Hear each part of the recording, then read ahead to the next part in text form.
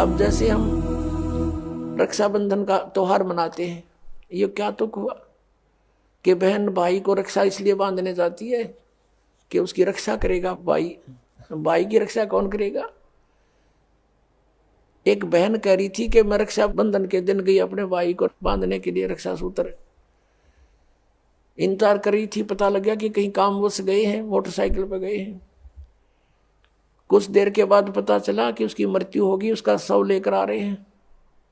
जिस भाई से मैं अपनी रक्षा के लिए गई थी उसकी रक्षा भी नहीं हो पाई, वो अपने नहीं कर सका। तब उसने ज्ञान हुआ, तब वो कहती है कि सचमुच हम कति भूल में थे। अपने भाई को भी कहा बेटा भाई आ जा, तू भी भगवान का राखी बांध और मैं भी बांधू, यानी नाम लो और ये रक्षा सूत्र आपका सदा साथ देगा, भाई का भी बहन का भी। और बेमतलब बातें कर रखी। उस रक्षाबंधन के दिन किसी का भाई नहीं है तो रोती है कोने में बैठकर वो बहन। फिर ये बात का सिस्टम, जिस बहन का भाई नहीं है वह दूसरों के मुंह की तरफ देखती है, कौन आएगा हमारे घर।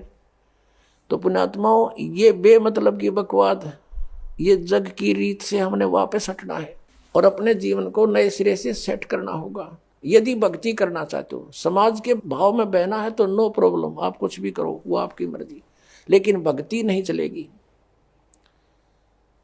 तो इस प्रकार हम इन क्रियाओं से भी सावधान होना है, अपने आप को बचा के रखना है, तब हमारी भक्ति प्रफुल्लित हो। फिर क्या बताते हैं कि असंग जन्म तन मरत्या होगे और जीवित क्यों ना मरे रे।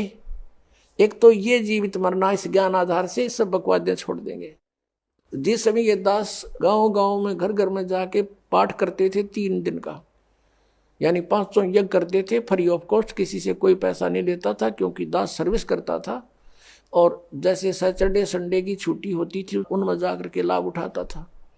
तो उस समय क्या होता था, हम सत्संग कर रहे होते थे, होली ये फाग आ जाता था, हम तो सभी वो परिवार भी जिसने उपदेश ले रखा, हम अपना आराम से भगवान का पाठ कर रहे हैं, अपना मंत्र जाप करें, और गांव वाले जैसे जो भगवान के मार्ग पर नहीं लगे हैं, और वो क्या करें, कीचड़ ठाव एक दूसरे मुंह पर फर, किसी को पिचकारी मारे। कोई गांव में तो और सिस्टम है, कोरडा बना लेते हैं घंटर सा, वो मारे एक दूसरे का हैं, और लाल लाल मुंह कर रखे बांदर कैसे सारे। कोई गारा में पड़ा है, कोई घूटी लाई नो करता फिर रहा है, और हम बैठे भगवान का आनंद ले रहे हैं अपने कवाड़ बंद करके कि हमें डिस्टर्ब ना कर दे। तो इस प्रकार जो आनंद परमात्मा के मार्ग में है, इस भक्ति में है, इन बकवादों में नहीं हो सकता। तो इस तरह की हमने नहीं करना, क्योंकि हम यहाँ के वासी नहीं हैं और यहाँ सुख नाम की चीज नहीं है। आज हम खुशी मना रहे, 1 मिनट में ना जाने के बिजली गिर जाए। और परमात्मा की भक्ति करेंगे, इससे हमारा बचाव बनेगा। और ये इस तरह के जो मर्यादाहीन कार्य करने से नामखंड हो जाएगा, नामखंड होते ही भगवान रुष्ट हो जाएगा, आपके ऊपर काल का अटैक हो जाएगा और आपको फिर हानि हो जाएगी। तो इस डर से हमने अपना यहाँ टाइम पास करना है और भक्ति की ख्यास करना है, भक्ति बढ़ाते रहना है। धर्म पुण्य जो भी क्रियाएं बताइए सभी करते रहना, आखिरी सांस तक करना पड़ेगा आपको। और दूसरे टाइप से जो जीवित मरना है, कि जैसे आप जी देखते हैं कि नाइट सर्विस में यानी रात्रि सेवाओं के अंदर बसों में व्यक्ति जाते हैं और फिर सुबह शाम तक वापस आ जाते हैं। वो नाइट सर्विस में किस लिए जाते हैं कि उनको बहुत आवश्यक कार्य होता है और शीघ्र करने के लिए ही वापस आने के लिए गए होते हैं कि शाम तक लौट आऊं। और ऐसे ही एक रात्रि सर्विस में गया, रास्ते में एक्सीडेंट हो गया, वापस आना था, इतनी शीघ्रता थी उसको, इतना आवश्यक कार्य था कि वापस आना था उसको, और दुर्घटना मृत्यु होगी नाइट सर्विस में। अब वो कहाँ गई वो शीघ्रता, कहाँ गए जिसके लिए पंजे ना टक्के थे, वो क्या ले गया साथ में। तो आप जी ये सोच लीजिए, जब सतलोक आश्रम बरवाला की तरफ सत्संग निकट आवर चलना चाहो तो न्यू सोच लो हमारी मृत्यु होगी आज और इब्बा होगी, और आ जाओ यहाँ पर सत्संग सुनो, 3-4 दिन फ्री ऑफ माइंड रहो, एक दूसरे से भगवान की चर्चा करो, या और बकवाद मत बतलाना, ये खास रखना। परमात्मा रुष्ट हो जाएगा। ठीक है, कोई मित्र रिश्तेदार मिलता है, बातें करो गृहस्थी की थोड़ी बहुत देर के लिए, फिर अपना मालिक की चर्चा शुरू करें, कोई ज्ञान उससे सुने, कभी आप सुनावे, फिर मंत्र करने लग जावे। सब सुविधाएं भगवान ने आपके लिए दे रखी, इन दासों के द्वारा आपको सारी व्यवस्था करवा के दी जाती है। तो इसका सदुपयोग करना, दुरुपयोग करने से राम रूठ जाएगा आपका, और राम नहीं रूठना चाहिए, ये भी आपको डर लगे। तो ये सोचकर आप आ जाइए, और ये सोचिए कि हमारी मान ले परमानेंट मृत्यु हो जाए तो भी तो हो सकती है ऐसे। और अब हम 3 दिन 4 दिन 2 दिन जिसा भी समय आप मरना चाहो मरो, और फिर वापस चले जाओगी घर पे, और परमानेंट टिकट कटेगी, फिर भी तो बात बिगड़ेगी, फिर तो धरा धरा रहेगा, सारा संभाल ही नहीं सकते आप। तो अब जाकर के मान लीजिए तुम समझते हो कि कुछ काम बिगड़ जाएगा, तो अभी तो फिर जाकर संभाल सकते हो, परमानेंट तो नहीं मरे। लेकिन जो परमात्मा के लिए सच्चे दिल से आते पुण्यात्माओं, किसी का आज तक काम बिगड़ा नहीं, बने मिलते हैं। लेकिन वो आपकी श्रद्धा पर डिपेंड करेगा। सतगुरु के दरबार में कमी काहे की ना, अंसा मौज नहीं पावता तेरी चूक चाकरी में। परम पिता परमात्मा पूर्ण ब्रह्म सारी सृष्टि के रचनहार, पूर्ण परमात्मा सर्व सृष्टि रचनहार, ये कबीर साहब जी हैं, कबीर परमेश्वर जी हैं। ये हम सभी आत्माओं के पिता हैं।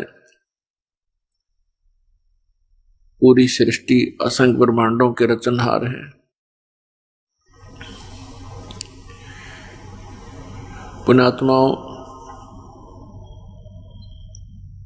हम यहां काल के जाल में फंस चुके हैं। 21 ब्रह्मांड इस काल भगवान का शासन है, इसकी प्रभुता है। 21 ब्रह्मांड में एक ब्रह्मांड के अंदर 14 लोक और साथ में ये पृथ्वी लोक, स्वर्ग लोक, पाताल लोक और 88,000 खेड़े, ब्रह्मा विष्णु महेश, 88,000 ऋषि, 33 करोड़ देवता, 18 भार बनमाला, 96 करोड़ मेघमाला, 49 कोट पृथ्वी, ये एक ब्रह्मांड के अंदर सामग्री होती है। ऐसे ऐसे इस काल भगवान के 21 ब्रह्मांड हैं। इन 21 ब्रह्मांडों का भी फिर एक ही ग्रुप है।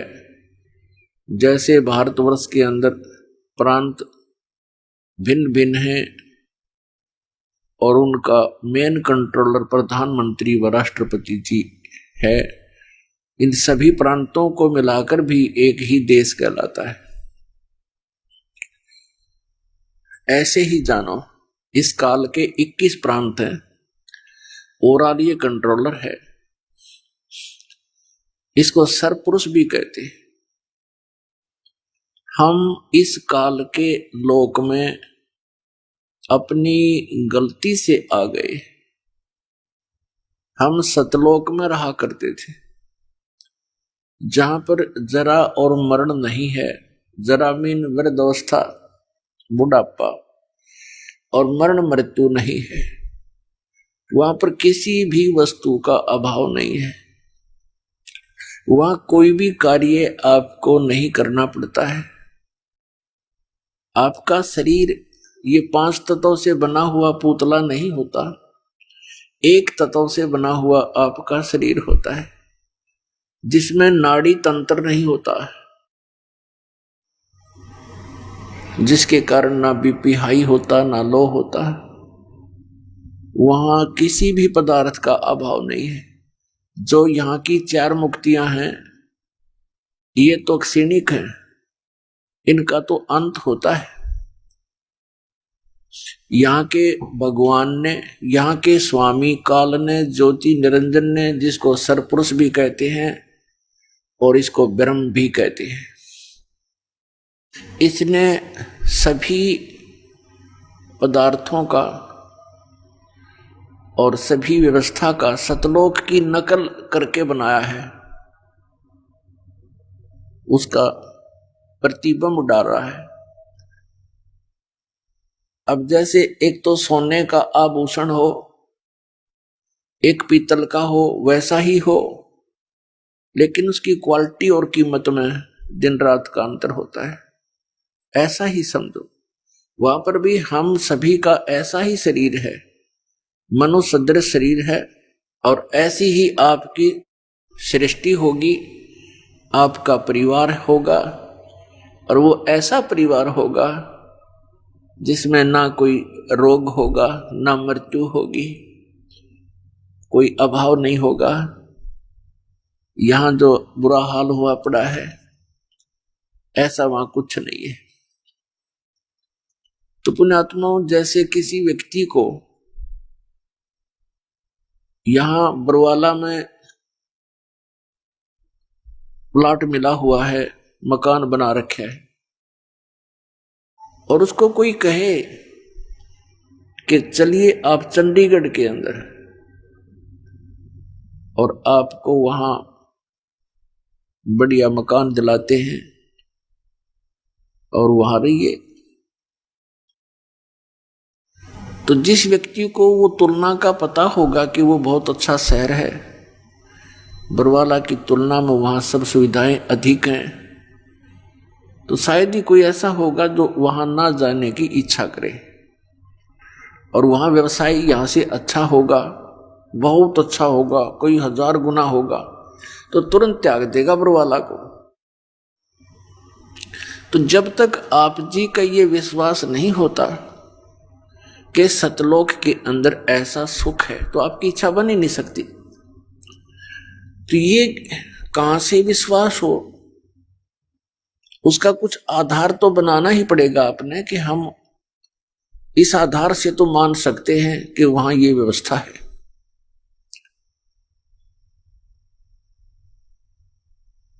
अब उसके लिए काल ने एक जाल फैला दिया, ये काल के पंथ चालू कर दिए, राधा स्वामी पंथ, जय गुरुदेव पंथ, ये सच्चा सौदा डेरा धन धन सतगुरु पंथ, और जगमालवाड़ी और सिरसा वाला, ये जनौद के अंदर, भिवानी के अंदर हरियाणा में ताराचंद जी ने वही राधा स्वामी ही पंथ का बीज बो रखा है। ऐसे ही कृपाल सिंह जी दिल्ली के अंदर सावन कृपाल मिशन, ब्यास के अंदर राधा स्वामी पंथ, आगरा के अंदर और भी बहुत गणे ठाकुर जी, पता नहीं कितने किए इन्होंने काबली की करबो दी। ये सभी डुप्लीकेट पंथ हैं, काल के पंथ हैं, इनके 5 नाम काल के हैं। अब नाम से मोक्ष होगा, क्योंकि संत मता पूर्ण रूप से नाम पर आधारित है। तो नाम सच्चा हो तो मोक्ष होगा, नाम झूठा है तो मोक्ष नहीं होगा। तो इनके 5 नाम नकली हैं, काल के ही जाप हैं। जहां आशा ता बासा हुई, अब जहां की टिकट बनवा रखी है, जहाज तो वहीं जा छोड़ेगा आपको। तो इन्होंने काल की टिकट बना रखी है आपकी, और आप काल के ही जाल में रहोगे।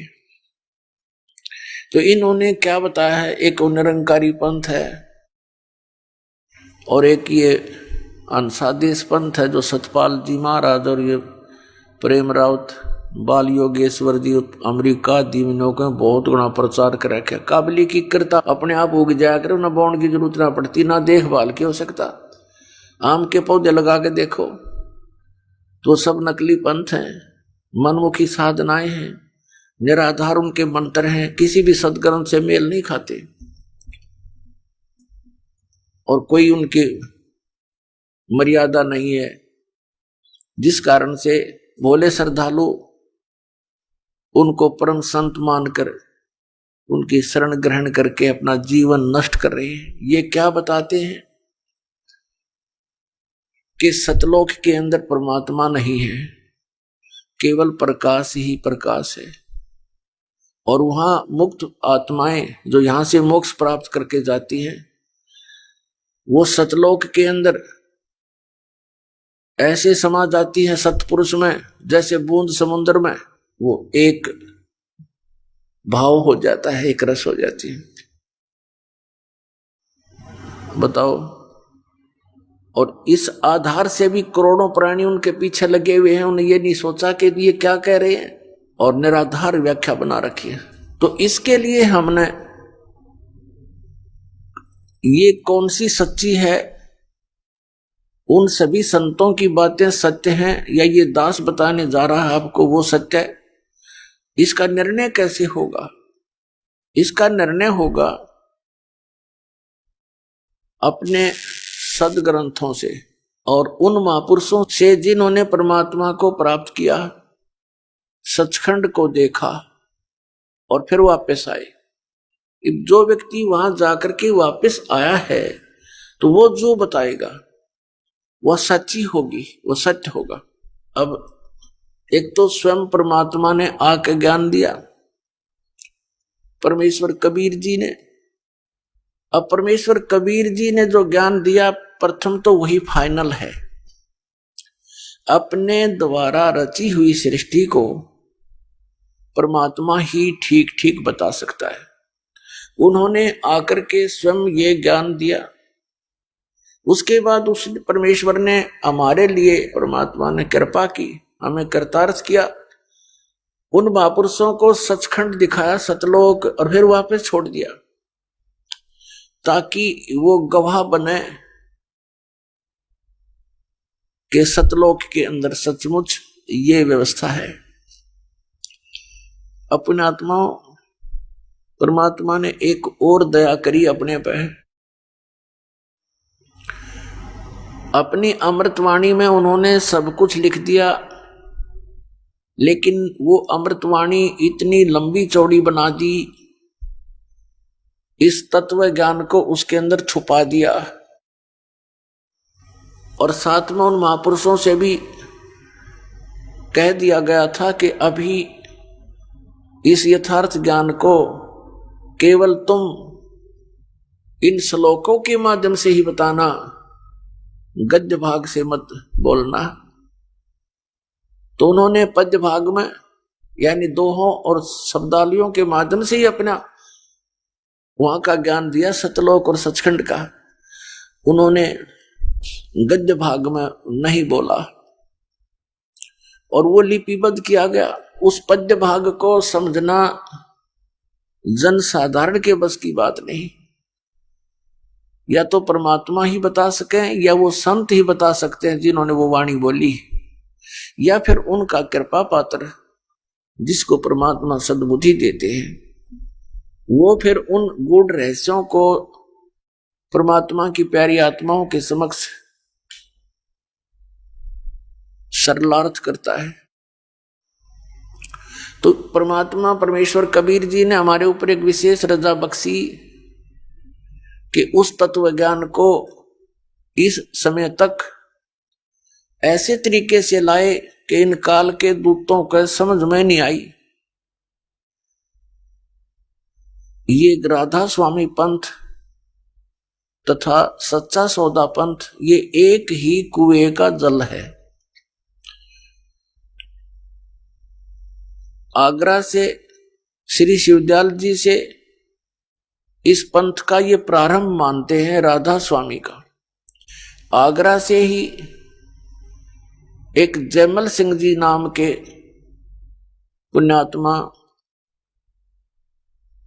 श्री शिवदयाल जी से दीक्षित हुए।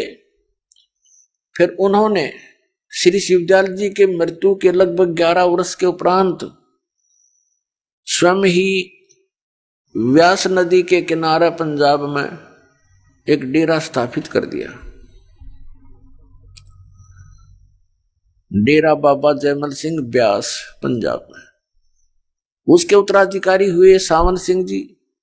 श्री सावन सिंह जी के शिष्य हुए श्री खेमामल उर्फ बलोचिस्तानी शाह मस्ताना, जिसने सच्चा सौदा सिरसा की स्थापना की।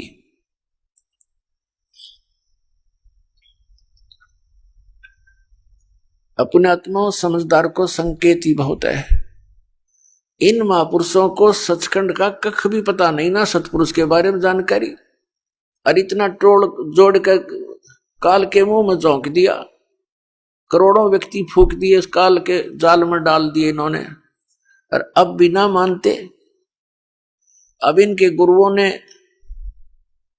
एक मीटिंग की, राधा स्वामी, नंदन सतगुरु, जय गुरुदेव, इन सब ने मिलकर आगरा में,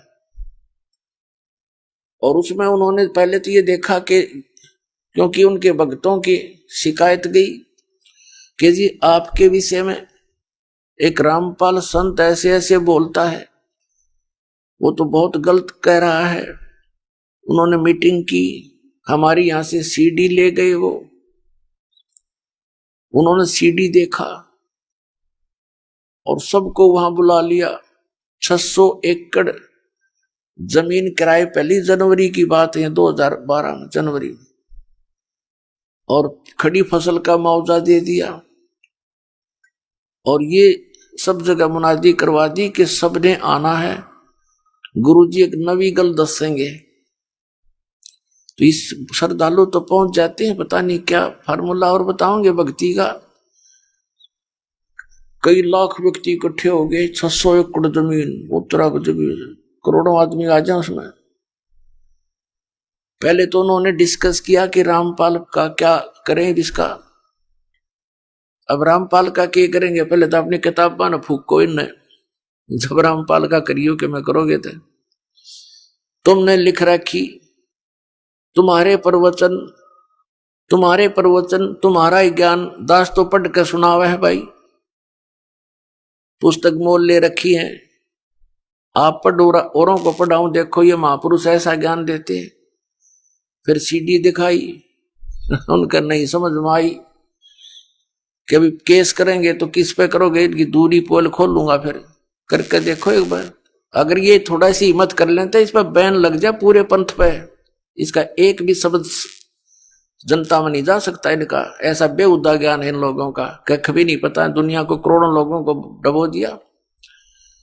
फिर उन्होंने नवी गल ये दसी सबको कि किसी की पुस्तक नहीं पढ़ना और किसी की सीडी भी नहीं देखना, वो नहीं लेना। ये नवी गल दस का सबका थपकी मार के भेज दिए। अब वो श्रद्धालु बेचारे वो इन्होंने सोचे गुरु जी का आदेश हो गया, हमने किसी की पुस्तक नहीं पढ़नी। उनको इन्होंने पता ये काल के जाल में बांध दिए, तुम कति गठड़ी बांध के धर दिए और झोंक देंगे उनके अंदर। ज्ञान पढ़ने में क्या दिक्कत, हमारा भी पढ़ो और उनका भी पढ़ो, हमारा भी सीडी देखो उनकी भी सीडी देखो, तब निर्णय होगा कहां जा रहे हो तुम। तो कहने का दास का तात्पर्य ये है कि इनके पास न तो कोई ज्ञान है मंत्र 500 काल के, और ये सिरसा वाले सच्चा सौदा वालों ने थोड़ी सी भिन्नता कर ली। किसी ने कह दिया होगा कि ये तो ज्योति निरंजन, ओंकार, ररंकार, सतनाम आदि ये तो सारे ही काल के जाप है, सतपुरुष का तो जिक्र भी नहीं इसमें। तो इन्होंने अपनी सूझबूझ से कि लोग नो ना कहेंगे ये काल के नाम हैं, 3 नाम चला दिए, सतपुरुष, अकाल मूर्त, शब्द स्वरूपी राम। और यूं कहते किसी को बताना नहीं। अब श्रद्धालु तो ऐसे होते हैं भाई नहीं बताना। अब ना बताने का कारण क्या होता है वो बताएगा दास आपको।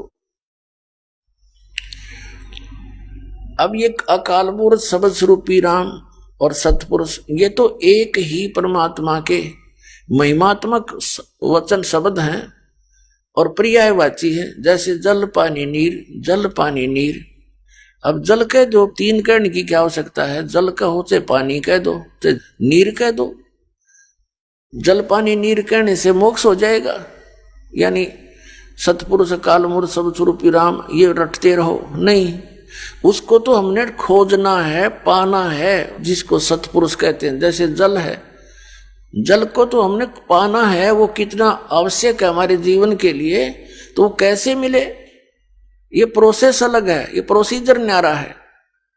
बोकी लाओ, पाइप लाओ और फिर बोकी मारो, जमीन के अंदर जल है, वहां से प्राप्त करना है, और फिर जब बोकी और पाइप का कार्य जल तक पहुंचना है, जल को बाहर निकालना नहीं बोकी और पाइप का कार्य। उसके बाद फिर मशीन लगेगी हैंडपंप, वो हैंडपंप की भी फिर प्रैक्टिस करनी है, उसकी सेवा करनी है, उसका अभ्यास करना है। तो जब जल निकलेगा बाहर, जिसको हम खोज रहे थे, जल पानी नीर करने से नहीं, वो प्रोसेस अलग है, वो प्रोसीजर न्यारा है, वो इंस्ट्रूमेंट अलग है जिनसे वो साधना की जाएगी। 2 अक्षर का सतनाम है, जिसमें एक ओम मंत्र है, एक तत् मंत्र सांकेतिक है। इसकी बोकी लगानी है श्वास उश्वास से। ये 2 अक्षर का सतनाम है। एक संत मत प्रकाश भाग 4 है, श्री सावन सिंह जी द्वारा लिखी हुई, उसके वचनों का संग्रह। उसमें श्री सावन सिंह जी कहते हैं 261 पृष्ठ पे कि सोई गुरु पूरा कहावे जो 2 अक्षर का भेद बतावे, कि ये गुरु ग्रंथ साहिब में लिखा, ऐसा वो बोल रहे हैं। और फिर बताया है कि नानक साहब जी कहते हैं जे तू पढ़िया पंडित बिन 2 अक्षर बिन 2 नावा, प्रणवत नानक एक लंघाए जे कर सत समावा। नानक साहब जी कहते हैं कि हे पंडित, यदि तू 2 अक्षर के उस नाम बिना ते सारे ग्रंथों को घोट ले,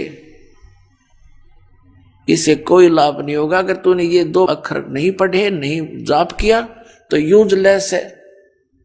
फिर कबीर साहब का रेफरेंस दिया है कि कह कबीर अक्षर 2 भाग, होगा खसम तलेगा राख। अब कबीर साहब कहते हैं 2 अक्षर के मंत्र का तू जाप कर, भाख माने बोल, जाप कर। और यदि इन 2 अक्षर के नाम, यो सतनाम है, ये सतनाम जाप का नहीं है, ये 2 अक्षर का नाम सतनाम है। और होगा खसम तलेगा राख, यानी इस नाम का अधिकारी इस पृथ्वी पर 21 ब्रह्मांड में, इस दास के अतिरिक्त कोई नहीं है 2 अक्षर के नाम को देने वाला। इनको पता ही नहीं, देंगे टट्टू ये। इन सतनाम का ना पता तो क्या है, सतनाम सतलोक है, सचखंड है, सतनाम सथान है, सतनाम सतपुरुष है, सतनाम सतलोक भी सतनाम को कहते हैं, सार शब्द भी सतनाम को, सत शब्द भी सतनाम को। तो ये अधिकारी है ये, इनको कख भी पता नहीं किसी भी दात मार्ग का, और इतनी दुनिया को काल के मुंह में झोंक दिया। तो इसका देने का अधिकारी इस वर्तमान में इस दास के अतिरिक्त कोई नहीं था। और पहले इन महापुरुषों को मना कर दिया था, जिनको ये सतनाम परमात्मा ने दान किया था। अब 2 अक्षर का ही सतनाम है, इसका अधिकारी से लिया हुआ जाप करोगे तो इसका समय आने पर आपकी रक्षा होगी और सचखंड प्राप्त होगा। लेकिन सार शब्द आदि नाम, जिसको सार नाम कहते हैं, सार नाम अर्थात आदि नाम के बिना फिर भी काम अधूरा। एक सतनाम, एक सार नाम। सतनाम में 2 अक्षर है, एक ओम, एक गुप्त। कबीर परमेश्वर जी कहते हैं कि सो हम शब्द हम जग में लाए, और सार शब्द हमने गुप्त छपाए। अब ये सार शब्द जो है, ये समझो हैंडपंप है, ये सार नाम हैंडपंप है। जैसे बोकी मार ली, पानी तक पाइप पहुंच गई, पाइप लोअर कर दी, डाल दी, फिर हैंडपंप लगाना पड़ेगा ऊपर, और फिर उसको ऐसे, उसकी भी वो भी जाप करने का है, वो भी जाप करना पड़ेगा। फिर वो जल पानी नीर प्राप्त होगा, वो सतपुरुष अकाल पुरुष शब्द स्वरूपी राम न्यो प्राप्त होगा। इस 3 मंत्र के जापते हैं, इस अकाल मूर्त शब्द स्वरूपी राम सतपुरुष, इससे नहीं। एक तो 2 अक्षर का सतनाम, और तीसरा वो आदि नाम सार नाम। तो श्वास के जाप करना पड़ेगा इस सतनाम का। एक वो मंत्र है, गुप्त है। और फिर उसके बाद ये दास आपको सार नाम देगा जब आपकी पाइप जल तक पहुंच जाएगी, तब ये सार नाम काम करेगा, अन्यथा करे नहीं। और कबीर सागर में स्पष्ट किया है कि परम संत जो होगा वो 3 बार में दीक्षा पूरी करेगा, 3 बार में दीक्षा देगा। आज तक जितने भी कबीर पंथी हैं या जितने भी ये अन्य पंथ हैं, राधा स्वामी धन सतगुरु पंथ, ये सब एक ही बार में, इनके पास तो है वो एक आज्ञा पाठ है, नीम तल है, ये अकाल मूर्त शब्द स्वरूपी राम सतपुरुष, बस दे दिया जाओ। एक यो निरंकार ज्योति निरंजन ओंकार, ये तीनों चारों काल के नाम, और बात करें सतलोक जान की, इन्होंने स्वयं ही अपने पैर पर कुआड़ा मार लिया। कबीर परमेश्वर जी का एक शब्द है, करने नो दीदार महल में प्यारा है, वो शिवदयाल जी का समझ में आया ना, उसमें से इसने 5 नाम इसमत निकाल लिए ये, लेकिन वो ओरिजिनल नाम भी इसी मंत्र इसी शब्द के अंदर है। मूल कमल का, नाभि कमल का, हृदय कमल का, और स्वाद कमल का, और कंठ कमल के, वह भी मंत्र इसमें है। वह ना इनका हाथ लगे, क्यों इनको पता ही नहीं, ना ये अधिकारी इन मंत्रों के देने के। शिवदयाल जी का जो फाउंडर ऑफ द राधा स्वामी पंथ है, उसका कोई गुरु नहीं, तो निगुरा आदमी पंथ चलावे। परमात्मा कबीर साहब कहते हैं, गुरु बिन माला फेरते, गुरु बिन देते दान, गुरु बिन दोनों निष्फल हैं, ते पूछो वेद पुराण। रामकृष्ण से कौन बड़ा, उन्हों भी गुरु कीन, 3 लोग के वेद नहीं गुरु आज्ञाधीन। तो इस प्रकार इन्होंने ये 500 नाम काल के जाप करते हैं। इन सतनाम का ये नहीं पता आज तक, हे भगवान ये क्या करने का है, खाने का है, पीने का है, ये कोई स्थान है या कोई नाम का जाप है। कहीं कहते हैं ये सतनाम असली राम है, सतनाम सचखंड है, सतनाम सचखंड को कहते हैं। कहीं कहते हैं सतनाम स्थान है, फिर सतनाम सतपुरुष भी सतनाम है, सतलोक भी सतनाम है, सारनाम भी सतनाम है, सार शब्द भी सतनाम है, और सतनाम भी सतनाम है।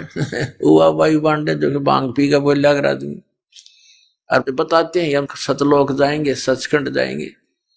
अब शिवदयाल जी तो जा लिया सचखंड, वो तो बुक्की में बोल रहा था, अपनी शिष्या में भूत बनकर अपनी शिष्या बुक्की के अंदर बोलकर फिर वो कापी हुए और भोजन खावे, हो गया पार शिवदयाल तो। और यही सबके साथ बनेगा जो ये नाम जाप करते हैं, जितने भी राधा स्वामी पंथ से संबंधित पुण्यात्माओं। दास आपके ऊपर एक रहम कर रहा है, भले ही आज बुरा लगूं आपको, एक दिन आप रोया करोगे और गुण गाया करोगे इस दास का। दास को मालूम है कि मैं कितना खतरा मोल ले रहा हूं इन नकलियों को छेड़छाड़ के, लेकिन ये मेरा कर्तव्य बन गया, मुझे ज्ञान हो गया कि अपनी जान पर खेल कर भी इनसे काल के दूतों से छुटवाऊंगा परमात्मा की आत्माओं को।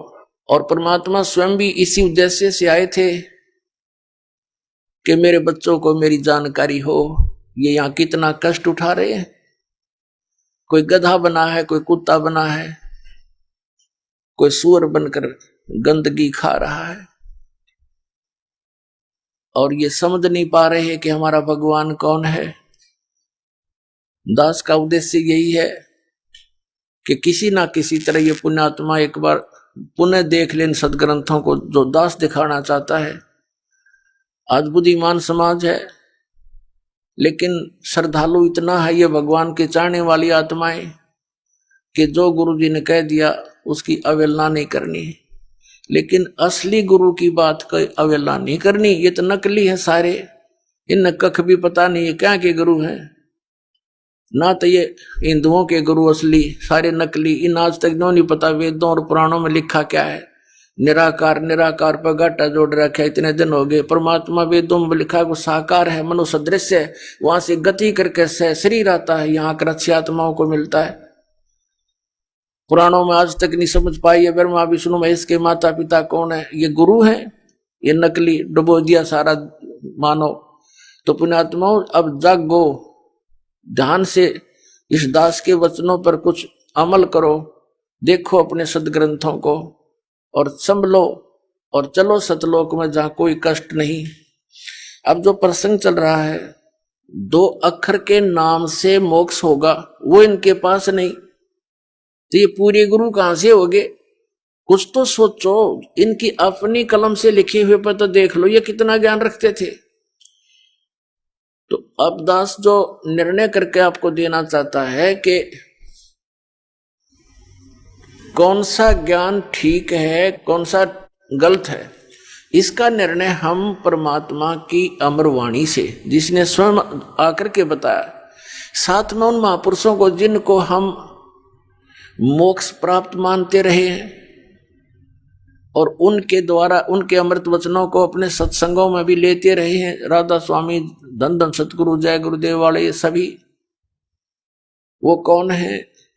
स्वयं परमेश्वर, परम पूज्य कबीर परमेश्वर जी, आदरणीय धर्मदास साहिब जी, आदरणीय मलुकदास साहिब जी, आदरणीय नानक साहिब जी, आदरणीय दादू साहिब जी, आदरणीय गरीबदास साहिब जी, गांव छुड़ानी, जिला झज्जर, हरियाणा वाला, आदरणीय गीसा दास साहिब जी, गांव खेखड़ा, उत्तर प्रदेश, जिला मेरठ, आदरणीय गरीबदास साहिब जी और आदरणीय गीसा दास साहिब जी के विषय में इन राधा स्वामी पंथ वालों को विशेष ज्ञान नहीं था, ये भी रजा थी दाता की। इन्होंने इधर ध्यान नहीं दिया क्योंकि इनके अंदर काफी निर्णायक तरीके से उस सतनाम का जिक्र किया हुआ है। तो इन्होंने ऊपर जितने भी महापुरुष आपको बताया उनकी वाणियों को ये सत्य मानते हैं, उनको मोक्ष प्राप्त मानते हैं। उन्होंने परमात्मा को बताया कि वो मनुष्य दृश्य है और वही परमात्मा, पूर्ण परमात्मा, सतपुरुष स्वयं आकर के इन महापुरुषों को मिले हैं। आदरणीय नानक साहिब जी को बेई नदी के ऊपर सुल्तानपुर शहर पश्चिमी पाकिस्तान में है, पहले ये भारतवर्ष ही था, तो वहां नदी पर स्नान करने के लिए गए हुए थे। वहां परमात्मा आए जिंदा महात्मा के रूप में, और प्रत्यक्ष दृष्टा भी ये देखते हैं कि एक संत के साथ वो दरिया में छलांग लगा के बाहर नहीं आए। परमात्मा ने उनको अंतर्ध्यान किया, कबीर परमेश्वर जी ने बाबा जिंदा के रूप में आए थे। वो अंतर्ध्यान करके नानक साहिब जी को जिधर जल जा रहा था उससे विपरीत दिशा में ले जा करके कहीं उनके शरीर को छुपा दिया। आत्मा को लेकर के सचखंड गए। वहां नानक साहिब जी ने देखा सतपुरुष को, कबीर परमेश्वर को, जो नीचे से जिंदा बाबा के रूप में उनके साथ गए थे। ऊपर जाकर के परमात्मा सतलोक के अंदर एक बहुत बड़े सिंहासन पर विराजमान है, बहुत बड़ा गुमज है वहां पर। उस गुमज के अंदर एक मंदिर नुमा गुमज है, उसके बीच में बैठे हैं परमात्मा, और नीचे से गए थे बाबा जिंदा के रूप में कबीर साहब नानक जी के साथ में। चौर करने लगे कबीर साहब यानी बाबा जिंदा के वेश में, अपने ही दूसरे रूप जो तख्त पर विराजमान थे परमात्मा अन्य रूप में, जिसके एक रोमकूप में करोड़ सूर्य मिला दे करोड़ चंद्रमा, ऐसा एक रोमकूप का प्रकाश। तब नानक साहिब जी ने अपनी सोच से ये सोचा कि रब तो ये है जड़ा तख्त पे बैठा है। इतनी देर में क्या हुआ कि तख्त पर बैठे हुए तेजो में शरीर युक्त परमात्मा खड़े हुए और कबीर परमेश्वर जी विराजमान हुए। जिंदा बाबा वाले रूप में नीचे से गए थे और तेजो में शरीर जो था वो चौर करने लगा। बाबा जिंदा वाले वेश पर अपने ही दूसरे रूप पर। अब नानक साहिब जी असमंजस में पड़ गए कि ये क्या चक्कर है, बाबा जी के ऊपर और भगवान सेवा कर रहा है, चमर कर रहा है। इतने में क्या देखा, वो तेजो में जो शरीर था वो बाबा जिंदा वाले वेश में समा गया और अकेले बाबा जिंदा रूप में कबीर भगवान असंख्य ब्रह्मांड के कंट्रोलर के सिंहासन पर विराजमान रह गए। चंवर अपने आप हो रहा था, अपने आप हवा में मालिक की दया से। तब नानक साहिब जी ने देखा को वाहे गुरु वो हो, ये है भगवान, ये तो स्वयं ही। तब मालिक ने कहा था कि प्यारी आत्मा, ये सारा संसार काल के जाल में फंसा हुआ है। श्री नानक साहिब जी भी पहले विष्णु जी के उपासक थे, गीता जी का पाठ किया करते थे, राम और श्री कृष्ण का जाप करते थे, ब्रजलाल पांडे से ये गीता पढ़ा करते थे। परमात्मा ने इनको वहां गीता के विषय में बताया कि गीता श्री कृष्ण जी ने नहीं बोला, वो तो काल ने बोला, और वो अपने से अन्य परमात्मा के विषय में कह रहा है, वो परमात्मा मैं हूं। वहां जाने के बाद तो नानक साहब जी को सारी बात समझ में आ गई, सारी कहानी सृष्टि रचना सुनाई। 3 दिन तक रखा कबीर भगवान ने उस महात्मा को, नानक साहब जी को। तीसरे दिन उनको शरीर में वापस छोड़ दिया, और साथ में ये भी कहा था कि ये सतनाम से मोक्ष होगा तेरा। कोई भी प्राणी है, सतनाम के बिना उसकी मुक्ति नहीं। कोटि नाम जहान में उनसे मुक्ति ना हो, और सार नाम मुक्ति का दाता हुआ को जाने ना कोई। तो नानक साहब जी से कहा था कि मैं काशी शहर के अंदर बनारस में वहां एक धानक रूप में रह रहा हूं, जुलाहे रूप में। आप वहां आना पृथ्वी पर, वहां तुझे सतनाम दूंगा। अब नानक साहब जी को और सारी बात समझ में आ गई कति 100%, क्योंकि ब्रह्मा विष्णु महेश से मिलवाया उनको। ब्रह्मा विष्णु महेश से पूछा कि आपकी आयु कितनी है, उन्होंने बताई हमारी इतनी आयु है। उसके बाद हमारी मृत्यु होगी, कहां जाओगे, पता नहीं कहां जाएंगे। उसके बाद नानक साहब जी गदगद हो गए, कि सचमुच हम तो डरे ढोरे थे। उनको फिर वापस छोड़ा, तीसरे दिन वापस आए। नौकरी करते थे एक नवाब के यहाँ, नौकरी त्याग दी, और ऐसा ही वेशभूषा बना करके जिस रूप में परमात्मा मिले थे जिंदा महात्मा के रूप में, ऐसा ही चोला पैर के ऊपर, शरीर के ऊपर कपड़ा, और चल पड़े बनारस की तरफ। प्रथम उदासी माने संसार से विमुख होकर के, उदास होकर के परमात्मा की खोज और प्रचार के लिए वो चले। प्रथम उदासी उनकी बनारस की है। अब रास्ते में वो पूछते चले गए कि ये ज्ञान कहीं और भी किसी को है क्या नहीं। जो भी कोई साधु संत डेरा मिलता वहां जाकर के प्रश्न करते थे कि ब्रह्मा विष्णु महेश के माता पिता कौन है। सभी कह देते थे ये तो अजरो अमर हैं, इनके कोई माता पिता नहीं है। नानक साहब जी आगे तुर जाते थे, आगे चल पड़ते कि नहीं इनके खक नहीं पता इनको। ऐसे चलते चलते कहाँ पहुंचे, रामानंद जी के पास, ब्राह्मण के पास, के उससे बात करूं, उससे भी चर्चा करूं।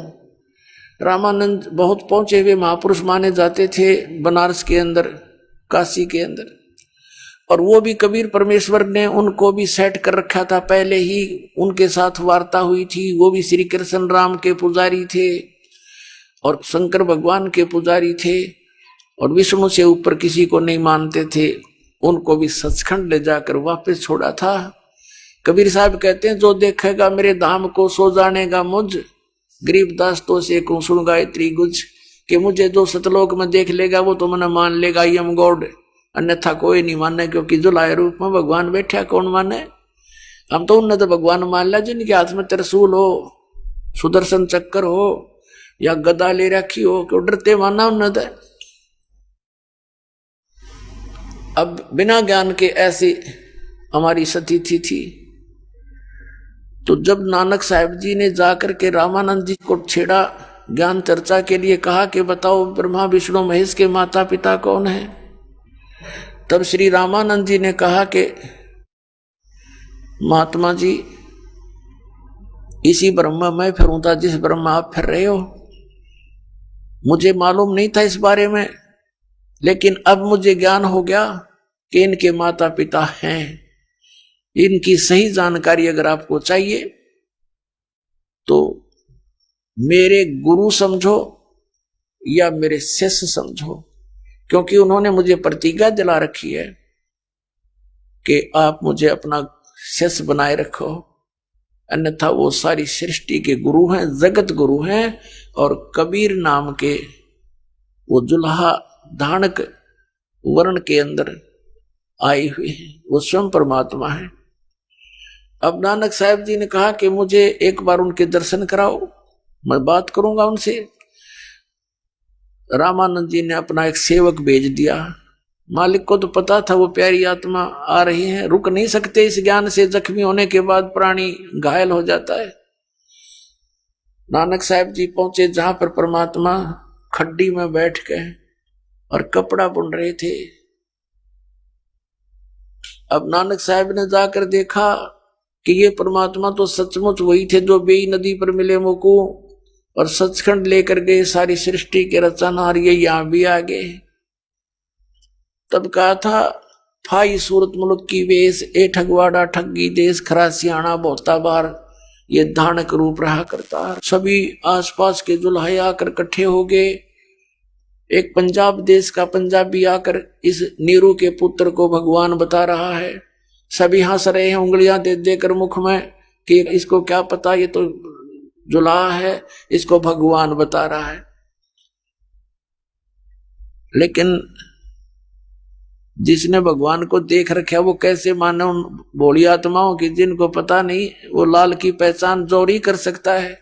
फिर नानक साहब जी ने कहा है, ये 24 पृष्ठ श्री गुरु ग्रंथ साहिब में महिला पहला की वाणी है कि एक सवान दोई सवानी नाल भौके भलकाई सदा बिहाल, ये कूड़ छुरा मुठा मुर्दार, ये धानक रूप रहा करतार, तेरा एक नाम तारे संसार में एहो आस एहो आधार, ये धानक रूप रहा करतार। नानक साहब जी कह रहे हैं तेरा एक नाम वो सतनाम तारे संसार, पूरे संसार को पार कर दे, और मैं भी उसी आस में उसी आधार से आपके पास आया हूं। और फाई सूरत मुल्क की वेश, ए ठगवाड़ा ठगी देश, खरा सियाणा बहुता बार, ये धानक रूप रहा करतार। वहां नानक साहब जी कह रहे हैं कि इसको तुम एक जुलाहा मत समझो, ये बहुत भार है, बहुत वजनदार है, इसमें बहुत कीमत है इसकी। ये ठगवाड़ा ठगी देश, ये सबको जो है ना धोखा दिए बैठा है, ये खुद परमात्मा है। लेकिन कौन माने? एक जोहरी, एक इतने से 100 ग्राम 200 ग्राम के कंचे को, और कोई कहे ये 2 करोड़ का है, किसको यकीन हुआ? सोने भी ना देखो, ये नए फूक एक तरफ।